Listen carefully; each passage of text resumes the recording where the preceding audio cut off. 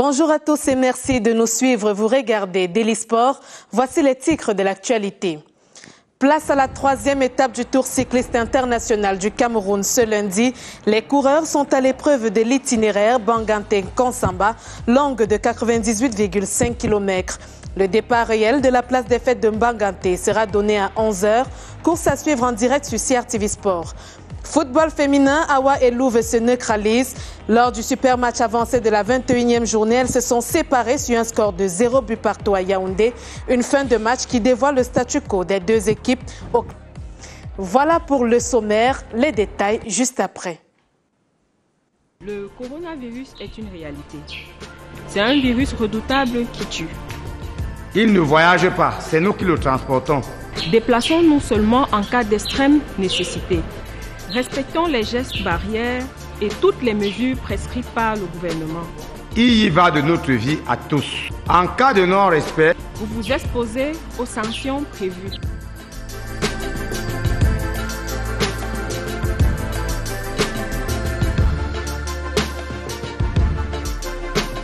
Ceci est un message du gouvernement du Cameroun.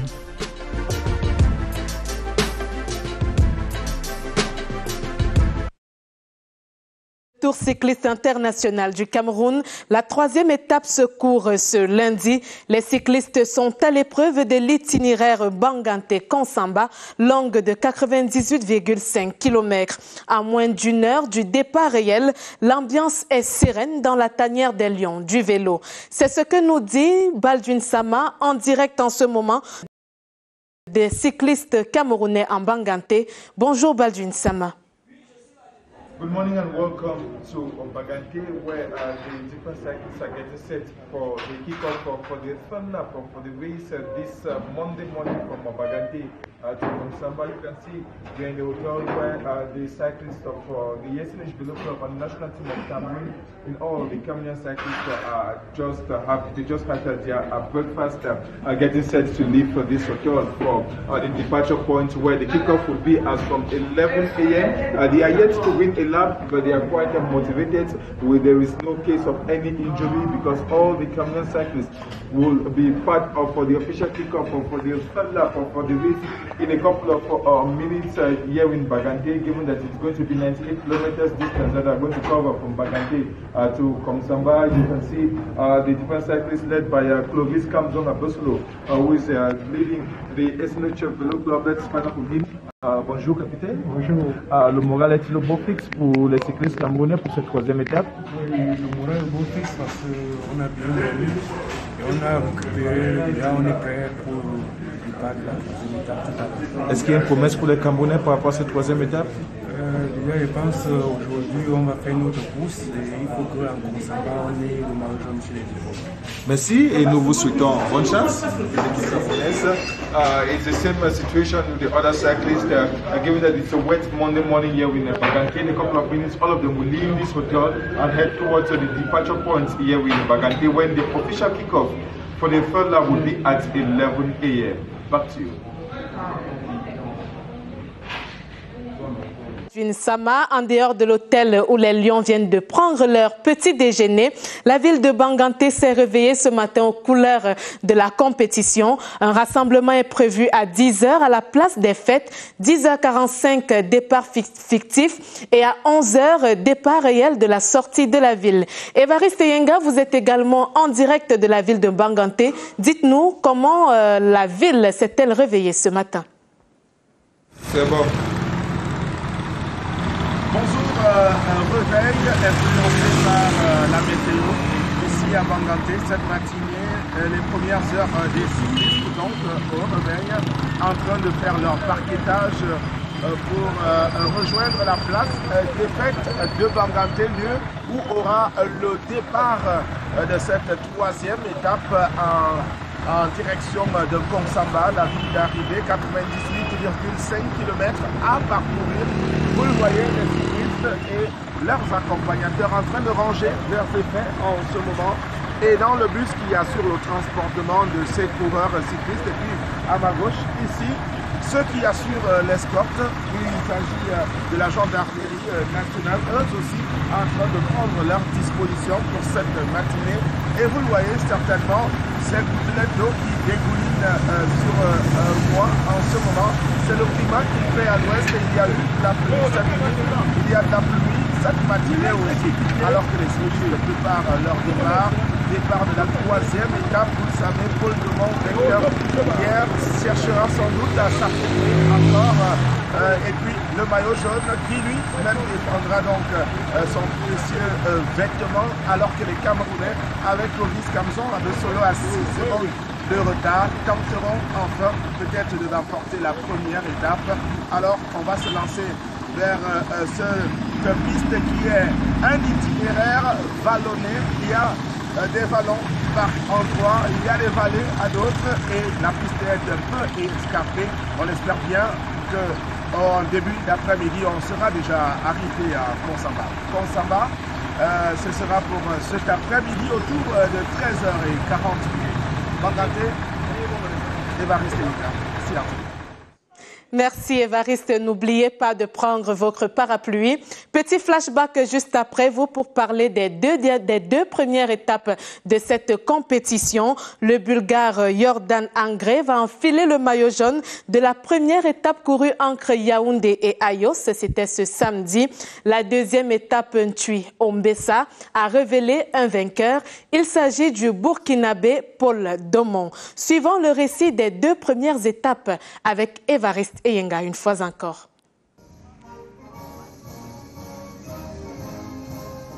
L'hymne national de France après que Yordan Andriv a enfilé le maillot jaune de la première étape du Tour cycliste international du Cameroun.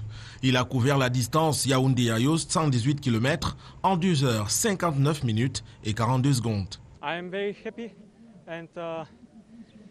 Je suis très content, la course est très difficile. Le Camerounais à l'échappée avec nous est un bon sprinter. Nous l'avons tant cherché, mes coéquipiers et moi, et je suis fatigué.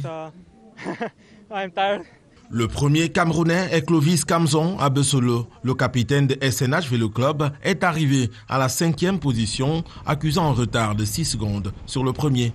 C'était une étape très difficile. Là où tous les adversaires étaient contre nous parce qu'ils ne voulaient pas voir le maillot Cameroun devant. Et à la fin, parce que j'ai près de 4 coureurs qui me suivaient. Et à la fin, il a fallu que j'élimine les dégâts pour essayer de revenir dans le temps. 96 coureurs de 9 pays ont pris le départ de la première étape. 13 sont partis à l'échappée, creusant l'écart à 15 secondes. C'est de cette échappée que sont sortis les hommes de tête. La deuxième étape est longue de 112 km, départ à 10 heures en Ntui, passage à Obala avant l'arrivée à Ombessa. Au terme du... Le Burkinabé est vainqueur de la deuxième étape après 112 km parcourus. Bien passé. Au début de la course, c'était dur. Il y a eu beaucoup d'attaques.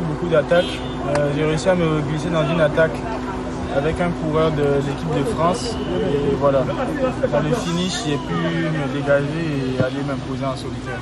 59 coureurs ont pris le départ dans la ville de Ntui. Pour la première fois, le Tour du Cameroun traverse le fleuve Sanaga par le nouveau pont de Naktigal. Les coureurs sont encouragés par les populations de la ville d'Obala, massées en nombre important. Un duo attaque en échappée. Paul Domont du Burkina Faso et le Français Cyril Couture. Finalement, c'est le Burkinabé qui prend le large après la traversée du pont sur la Sanaga, Paris-Bebda. Le premier Camerounais, Clovis Kamson, à Bessolo, victime de 2 crevaisons, s'est classé 6e, mais il maintient son retard de 6 secondes sur le premier. La troisième étape, c'est ce lundi, de Banganté à Konsamba, une distance de 98,5 km à parcourir. Une troisième étape à suivre donc en direct juste après ce programme Daily Sport. Quittons à présent la route du Tour pour les gymnases, c'est le handball. Les Lions ont livré un match test préparatoire pour la CAN prochaine au Cameroun contre la section masculine du Youk. Score de l'équipe nationale, cran 2, Youk 35. Georges Marcel Messila pour les détails.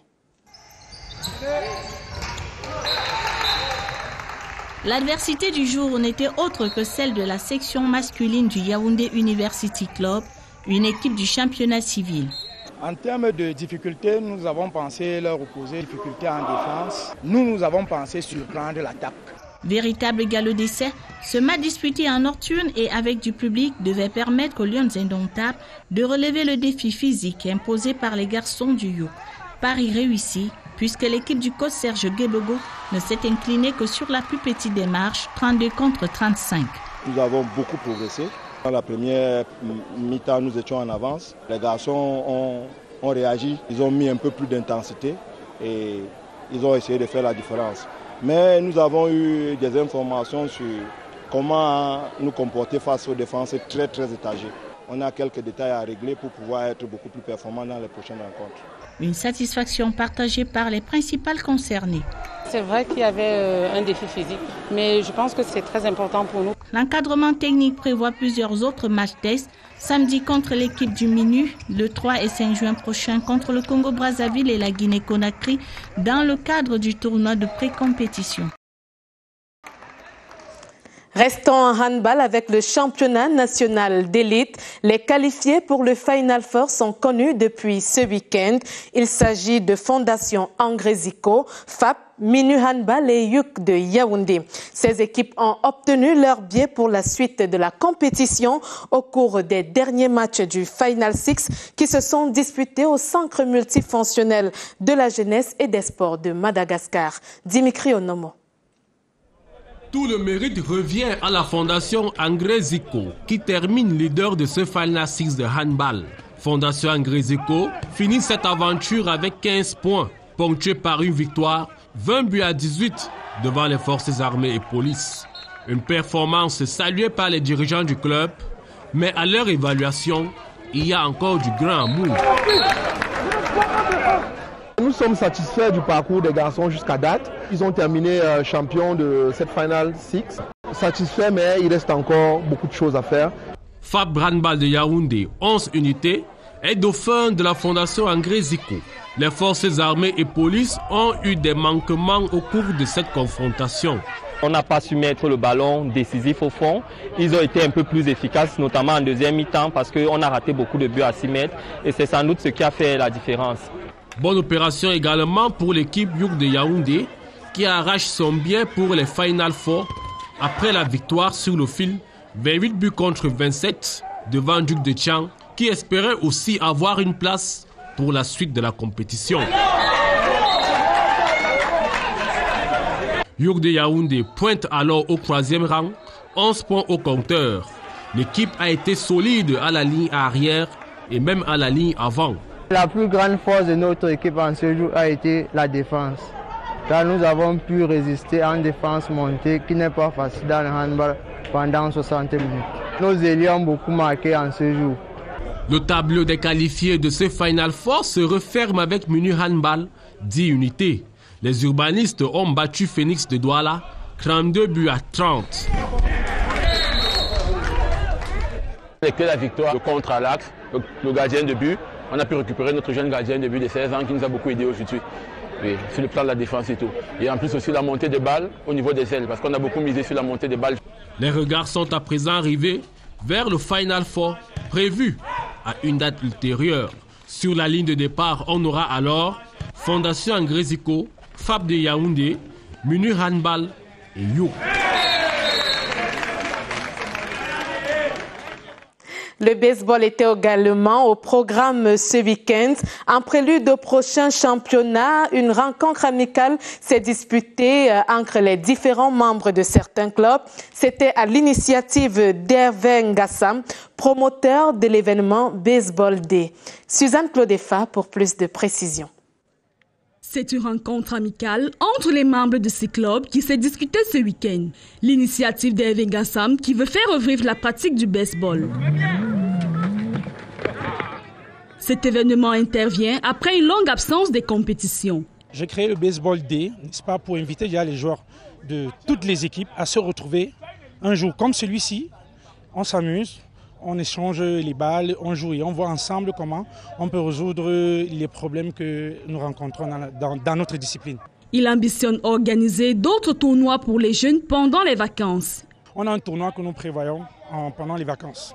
le tournoi de l'espoir. Pendant les vacances, nous avons un événement que nous avons baptisé les vacances en sueur. Donc c'est une période pendant laquelle nous formons les enfants pendant 2 mois. Le défi pour le coach, c'est de prendre un enfant qui n'a jamais joué au baseball, enseigne les rudiments de la discipline et qu'au sorti de là, donc, au bout de 2 mois de formation, qui est une rencontre, une sorte de compétition, on voit le vainqueur. Donc chaque année, il y a cette édition. Yaoundé Blue Marines, Chris Royal Academy, Wonder Dreams, Indians Academy, Yaoundé Tigers, Toddlers Academy sont les clubs qui ont pris part à ce moment d'échange dans la convivialité. La partie s'est terminée sur un score de parité, 4 buts partout. Ça nous a permis de nous retrouver entre joueurs de baseball d'horizons divers. La plupart des équipes de Yaoundé qui ont répondu présent à cet appel. Parce qu'il faut le dire, ce regroupement était nécessaire pour relancer le baseball dans la capitale et les périphéries. Nos impressions sont toutes bonnes parce que le match a été assez relevé. On a vu des battes, on a vu des home runs, on a vu plusieurs choses en fait. En attendant la reprise des compétitions, les clubs poursuivent leur mise au vert en vue des prochaines rencontres. En plus du football, en plus du baseball, il y avait match de football ce week-end. Minat FC 3, vétéran Bakoko du canton Japoma 2. C'est le score qui a sanctionné la rencontre entre les deux équipes samedi dernier au stade de football du club Béac. Le match était placé sous le signe de l'amitié et du vivre ensemble. Voici le compte rendu de cette confrontation avec James Ranjou.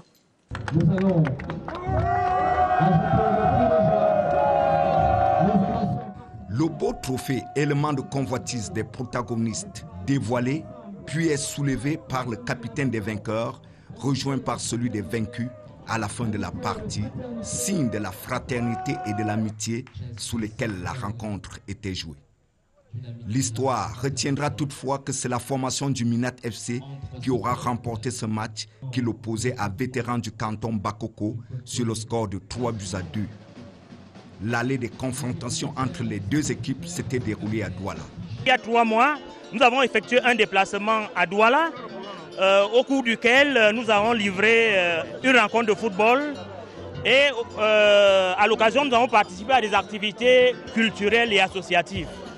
Donc, cette séquence participe du renforcement de ces relations qui, nous le souhaitons, sont établies de manière définitive. Le public s'est régalé du spectacle alléchant, servi sur une pelouse de bonne facture. C'est la formation du Minat FC qui prend rapidement la direction du match. Les attaques répétées font céder la défense des vétérans vers la fin des 45 premières minutes. Débordement, centre, reprise, un premier but magistral.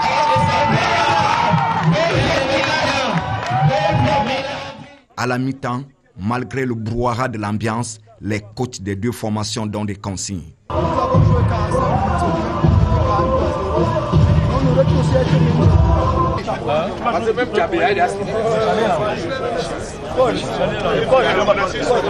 La seconde partie du match est plus relevée. On a droit encore à des buts. Quelle belle frappe à ras du sol qui va effleurer le 221. Attention, il s'est mis sur son pied. Belle frappe. Et c'est un but. Oh là là, quelle action de génie. Quelle action de génie. Mais ce n'était pas l'essentiel du jour. L'objectif des rencontres entre les deux équipes était le vivre ensemble. L'amitié que nous avons tissée est en train de prendre de l'envol dans le sens du vivre ensemble. Où le match a été vraiment la fraternité, vraiment l'amour. L'amitié, la fraternité, l'amour sont les valeurs qui ont été immortalisées au crépuscule du match par des belles images. Hors de nos frontières, ce ne sont pas des vétérans qui étaient sur le terrain, mais plutôt des jeunes. Pas sur des terrains de football, mais plutôt sur les parquets de basketball avec la balle orange. Basketball Africa League, Zamalek est vainqueur de la toute première édition qui s'est tenue au Kigali Arena au Rwanda. Le club égyptien a battu en finale US Monastir dimanche par 76-53. Voici les détails de cette rencontre avec Daniel Ekonde.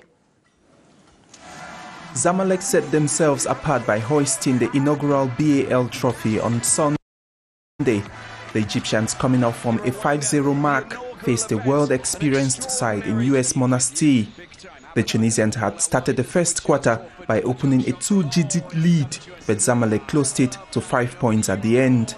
Centre Anas Mahmoud would level in the second quarter as Zamalek fought to a 42-42 tie on the break. The third quarter, yet the Egyptians took a 4-point advantage into the fourth.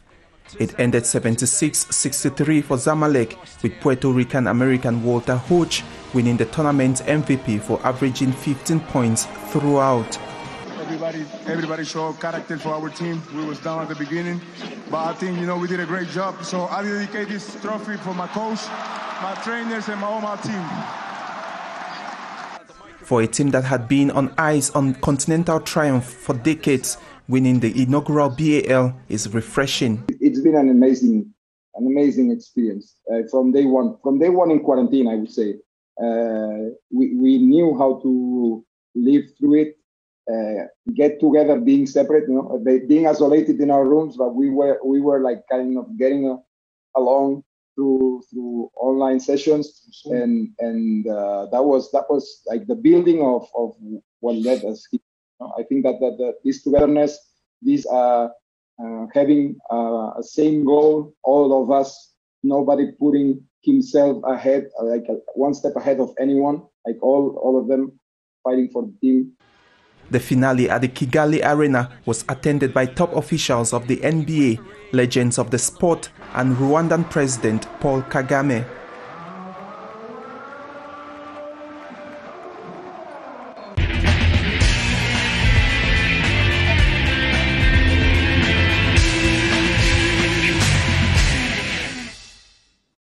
Focus sur le football local. L'homme du match est sur ce plateau. Nestor Kamga, bonjour. Bonjour Rosalie Sofinke, amis sportifs, bonjour. Nous parlons ce lundi du championnat national de football féminin. La bataille à Wallouve s'est achevée sans but, 0 but partout. C'était un match avancé de la 21e journée du championnat national de football féminin disputé au stade Omnisport Amadou Ahidjo de Yaoundé. Après une rencontre âpre que nous avons retransmise en direct, Awa n'a pas pu briser le signe indien en battant Louve Minprov. Les deux écuries sont distancées d'un seul point au classement. Revivons les moments forts de cette rencontre racontés par Amande Woyeye et Esther Aimboko. C'est encore gâché. Les actions à répétition de Awa face à Ange Baou n'aboutissent à rien. Awa Football, attention! Oulala, belle intervention! La rencontre garde un ton habituel pour les deux équipes, 0 but partout.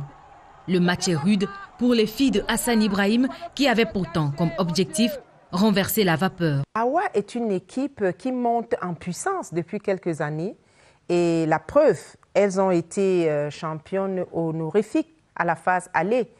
Donc c'est grâce à leur travail de fond avec un bon coach, Hassan Bala, qui sait justement lire le jeu et faire des remplacements judicieux ou alors des schémas tactiques pour renverser souvent, parce qu'on l'a vu avec Éclair Football de ça, Éclair Filles, mais aujourd'hui, ça n'a pas du tout marché. Le stade Amadou Ahidjo ne joue pas en la faveur de Louve Minprov. Charlène Meillon et ses coéquipières donnent tout, mais n'atteignent pas le but final. En 90 minutes, les joueuses de Koumioudou ne réussissent pas à concrétiser les occasions qu'elles se sont procurées. Je pense que Louvre, c'est un échec entre parenthèses pour Louvre, qui est venu avec cette assurance à 34 points premiers de ce championnat en attendant le match en retard de Awa qui a 33 points. Donc Louvre est venu avec tous ses atouts pour pouvoir prendre le dessus comme elles en ont l'habitude d'ailleurs de battre Awa. Mais justement, ça n'a pas marché. Ça n'a pas marché parce qu'on a vu une Meillon qui est le 70% de cette équipe, qui n'a pas pu se démarquer pour faire la différence. Justement parce qu'il y a cette belle équipe de Awa au milieu de terrain qui savent se regrouper, cette défense qui sait se regrouper pour enrayer tous les assauts de Louvre. C'est ce qu'on a vu. Mais on n'a pas pu s'exprimer véritablement Kameni qui a pêché, qui n'a pas pu placer, faire des tirs vraiment cadrés.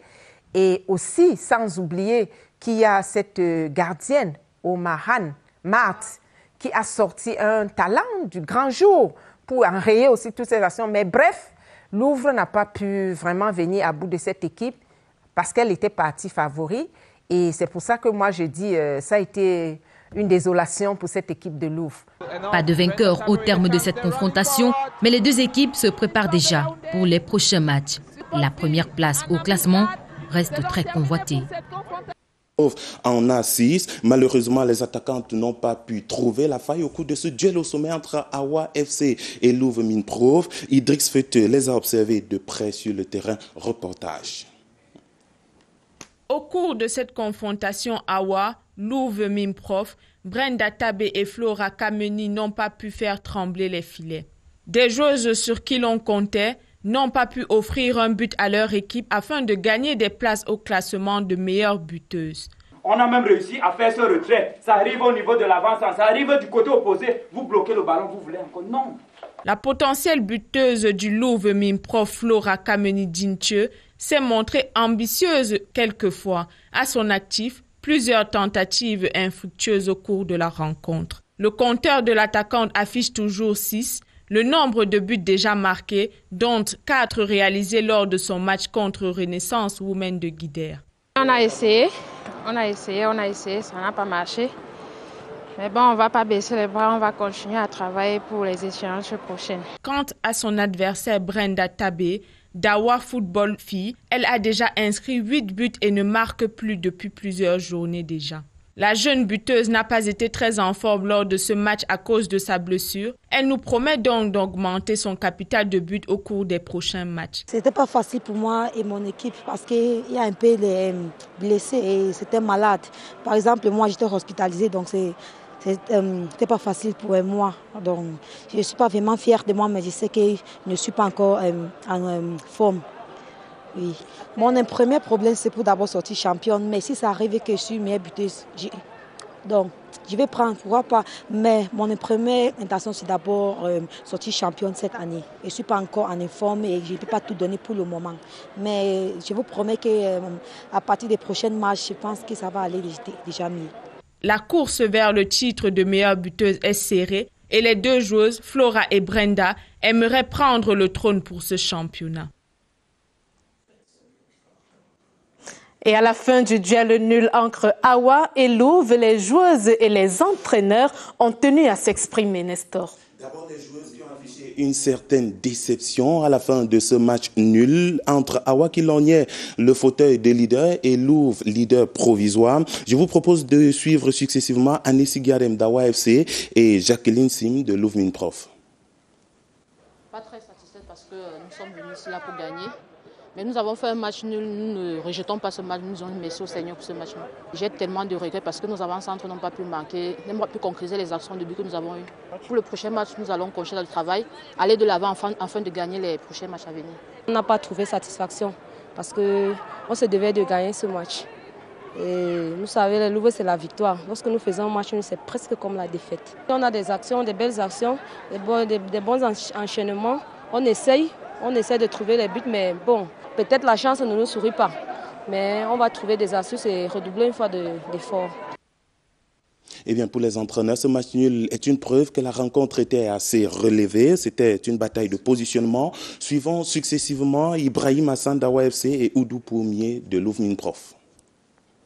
On ne va pas cracher sur un point. Vous savez, Louvre, c'est l'ogre de notre championnat. On peut dire la crème de notre championnat. Et je pense que nous avons été préparés pour ça, pour gagner le match. Et ça n'a pas été. Les précédents matchs, on s'accrochait surtout sur les balles préparés sur l'attaque rapide, sur l'attaque placée. On avait en face de nous une équipe qui vraiment qui résiste.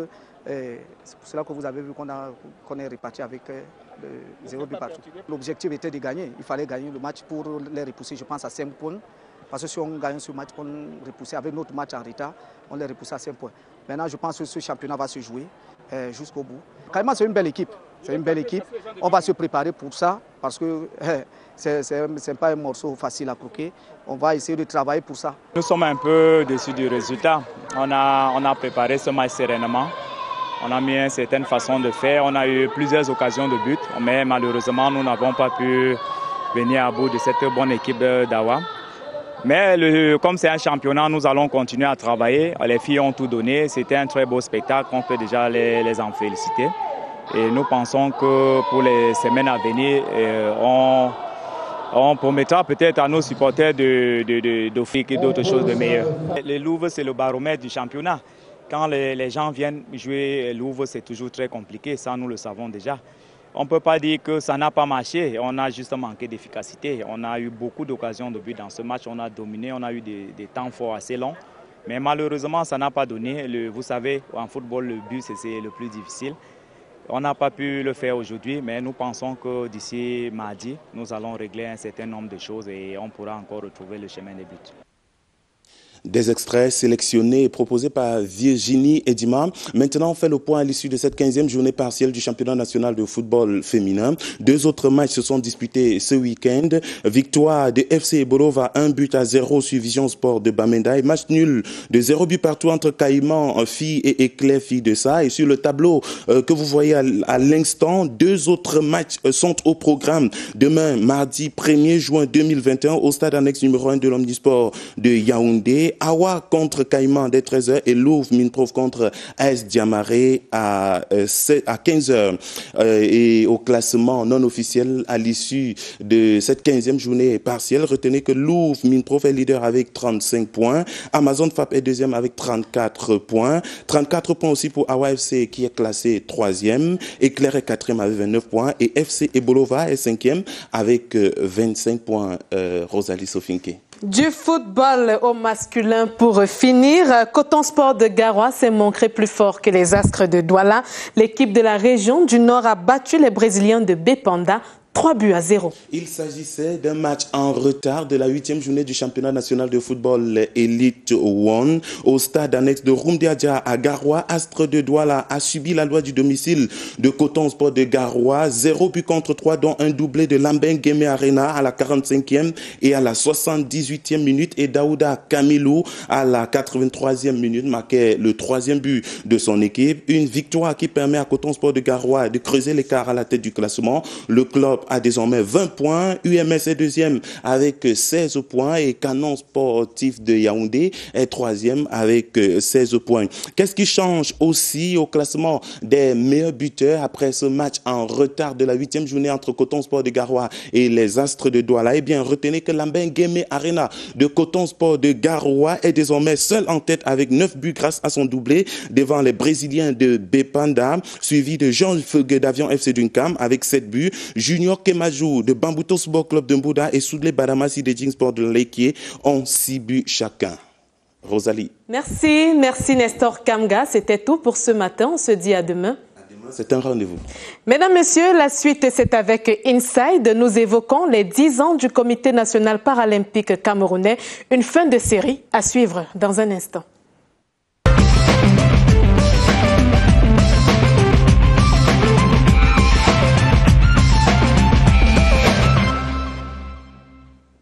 Suite et fin de notre série sur le sport pour déficients, le Comité national paralympique camerounais CNPC a 10 ans. Sa première décennie d'existence a été marquée par de nombreux progrès, notamment l'acquisition d'un siège, la mise en place de 4 fédérations spécialisées, la création d'une direction technique nationale et la participation aux compétitions internationales.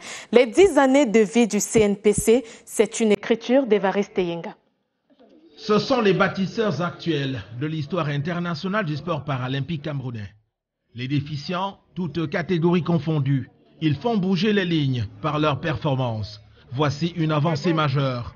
Pour la première fois, plusieurs athlètes camerounais vont participer aux prestigieux Jeux paralympiques. Ce sera au Japon du 24 août au 5 septembre 2021. Et nous en avons eu 12 minimum par 7 athlètes. Voilà pourquoi l'IPC a voulu nous encourager au vu des progrès réalisés, ils nous ont déjà donné 2 places. Et maintenant, on attend le travail final qu'ils sont en train de faire pour voir combien d'athlètes de qualifiés on pourra nous ajouter. Une première et une avancée favorisée par la politique managériale actuelle du Comité national paralympique camerounais, qui place l'athlète victime de handicap au centre des actions.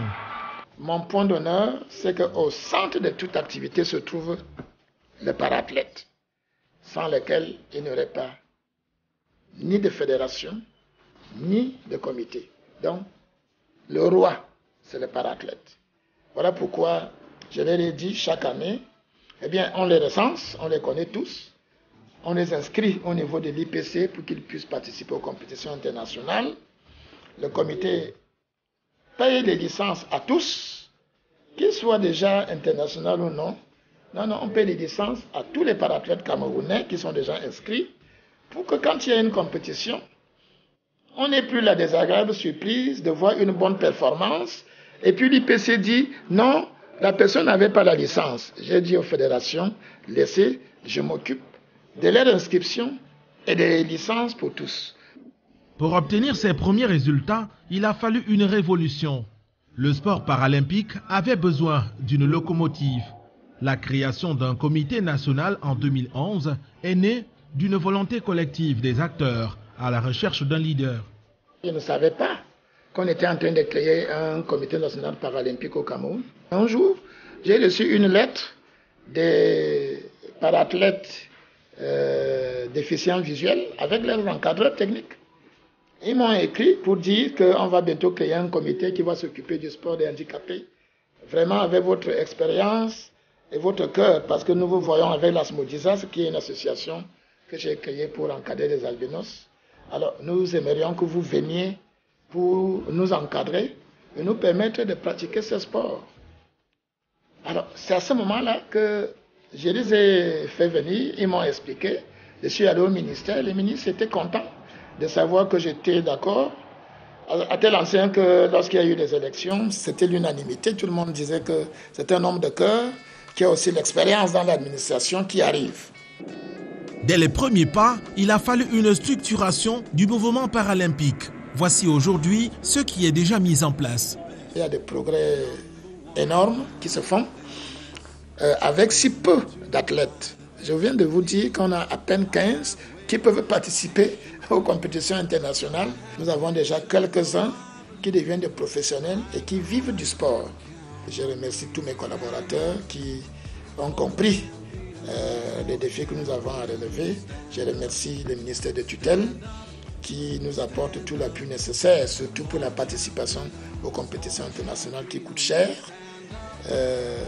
Et puis nous comptons sur les médias pour faire écho, pour nous aider à faire connaître ce sport et à faire vivre les grands moments.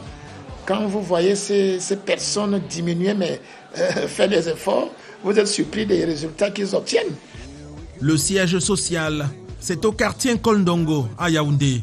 Le bloc administratif comprend une salle de réunion régulièrement sollicitée. Plusieurs employés sous régime permanent. Un département administration des finances tenu par Julie Kobé, elle-même un pur exemple de la déficience physique, mais avec des services intellectuels irréprochables. Le bureau du président du Comité national paralympique complète le sérieux et le sens de responsabilité. Faire bouger les lignes était déjà l'objectif de l'administrateur civil principal hors échelle.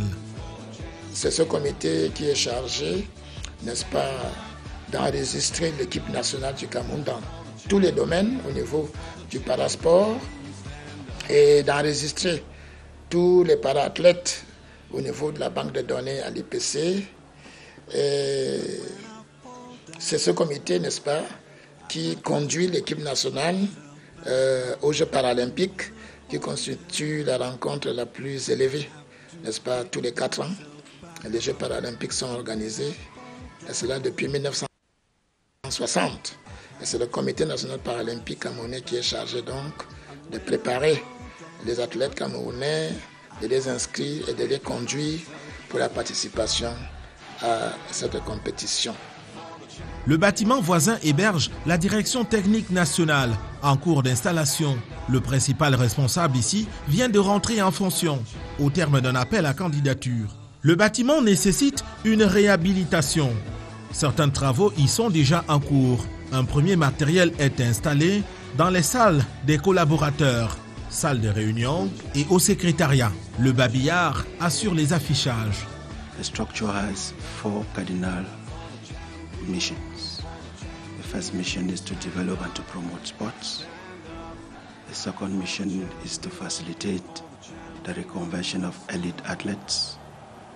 The third mission is to develop and to do research on other different emerging classes of sport. And the fourth mission is sports and performance. En plus d'une administration, l'Olympique travaille avec 4 commissions à la base. La fédération qui s'occupe des déficients physiques, FECASDEP. L'autre fédération s'occupe des déficients visuels. L'autre fédération des déficients intellectuels. Et l'autre des déficients auditifs. La FECASO, c'est-à-dire la Fédération camerounaise pour sourds. Donc, ces 4 fédérations travaillent à la base pour détecter, former, je peux dire développer, organiser les compétitions nationales, alors que le Comité national paralympique supervise, coordonne et est l'unique représentant de l'instance fêtière qu'on appelle l'IPC. C'est donc le travail collectif des différentes entités qui conduit à accroître le nombre de licenciés et le nombre de qualifiés aux compétitions internationales. Prochain chantier du CNPC, les Jeux paralympiques de Tokyo au Japon cette année. La détection et aussi la mise en place des centres régionaux du CNPC. Malgré les handicaps, le sport paralympique roule et court.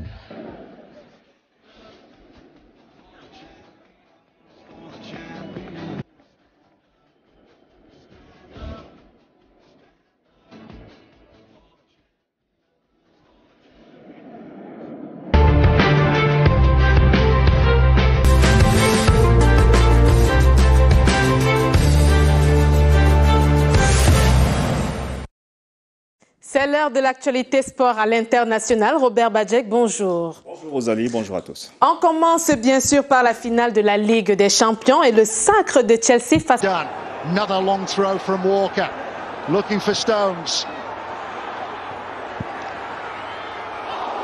On that effort from Mahrez, lies in goal.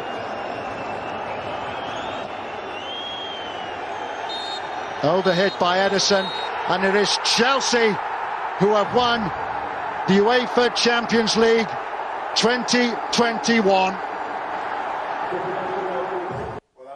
Plutôt les moments forts de cette rencontre entre Chelsea et Manchester City, bien sûr Chelsea, vainqueur pour la 2e fois de son histoire en Ligue des Champions. Ils ont été nombreux, les anciens du club, à réagir après cette victoire historique de Chelsea, notamment Michael Essien, Didier Drogba, Ramirez ou encore Cesc Fabregas, Oscar, tous ont salué la performance magistrale des Blues de Chelsea, performance qu'ils avaient eux-mêmes réalisée à leur temps. C'était en 2012 face au Bayern Munich.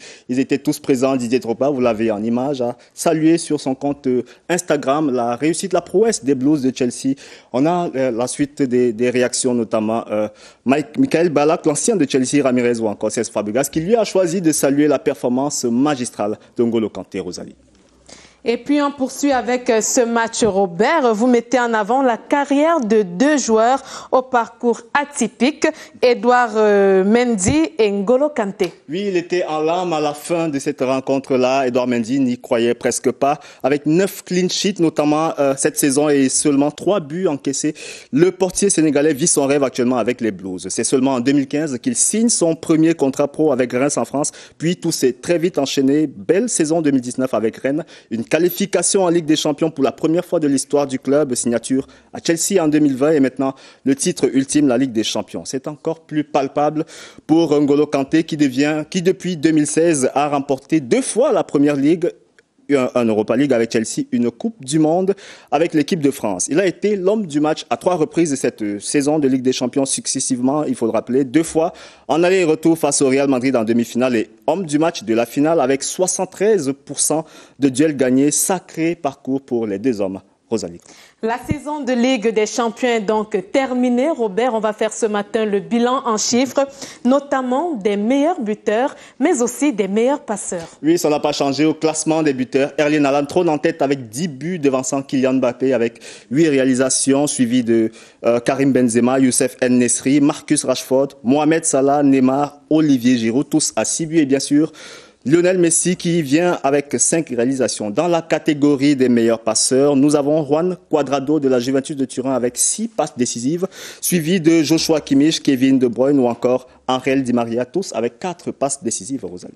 Nous parlons du football au féminin également. L'équipe de Barcelone a été sacrée vainqueur de la Copa del Reina. C'était ce week-end en Espagne. Oui, c'était en Coupe du Roi, version féminine, la Coupe de la Reine. Donc, ce sera, elle vient de compléter un triplé historique pour l'équipe féminine du FC Barcelone, déjà vainqueur du championnat et de la Ligue des Champions cette saison. Elles ont terminé le boulot face à Levante en Coupe de la Reine ce week-end par 4-2.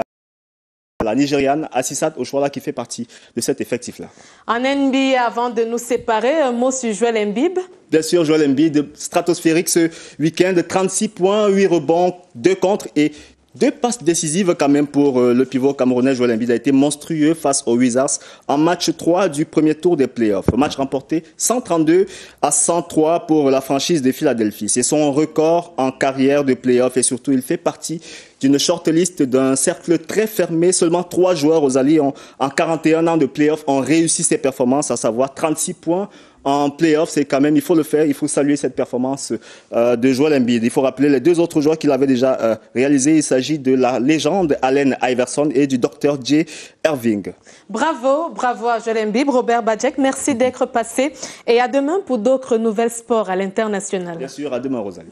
Mesdames, Messieurs, Daily Sport se referme. Une édition réalisée par François-Xavier Tangana, assisté de Jean Armstrong à l'édition. Mais avant de vous quitter, je vais faire la passe à Gideon Tazo pour le grand direct du Tour cycliste international du Cameroun. La 3e étape se court dans 10 minutes environ. Ce sera sur l'itinéraire Banganté-Konsamba. À suivre sur nos antennes, ne quittez pas. Bonne suite à l'écoute de nos programmes. Quant à moi, je vous retrouve demain lorsqu'il sera 10h pour une autre édition d'Eli Sport.